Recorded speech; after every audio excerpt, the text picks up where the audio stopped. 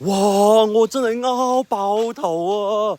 原來而家竟然仲有人唔俾外嫁女翻嚟拜祭先人嘅，又或者有啲人嘅老公唔俾自己嘅老婆翻去拜祭佢嘅先人，因為未拜祭自己屋企嘅先人，咁封建嘅事情就咁樣嘅。大家都知清明就嚟到啦，通常喺馬來西亞華人呢都會一家大細咁樣一齊上山去拜祭嘅。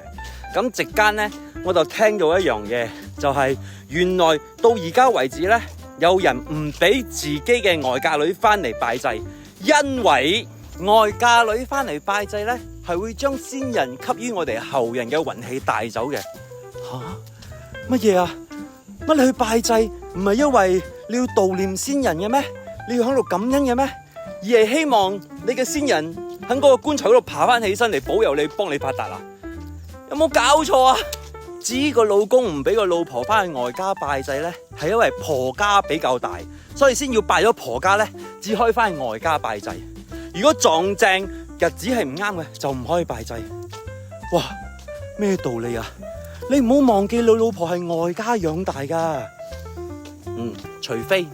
除非你嘅禮金俾到足夠買斷你老婆，咁我冇嘢講。但係據我所知，馬來西亞結婚禮金啦，通常都係呢個結婚嘅時候俾咗女家啦，女家一定回禮嘅，因為女家並唔係賣女，佢只係嫁女。所以對我嚟講呢，我聽到呢個消息嘅時候呢，我真係拗爆頭嘅。喂，你哋有咩親戚朋友都係咁樣嘅思想啊？仲有一樣嘢想同大家講嘅就係，其實你冇睇我咁後生啊，我已經係叔公級噶啦。即係我都有孫字輩嘅，據我所知啦，我嘅孫字輩同我同姓噶啦，冇一個男仔。咁樣以後係咪冇人去拜祭我哋啊？有我哋喺嗰度爛啊！嗱，唔好誤會啊！我唔係候住你哋幫過咗身嘅我做 house party 啊，只係覺得呢個咁封建嘅思想啦，一啲都唔合邏輯。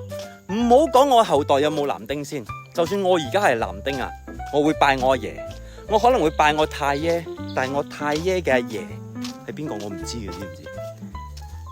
你哋知唔知啊？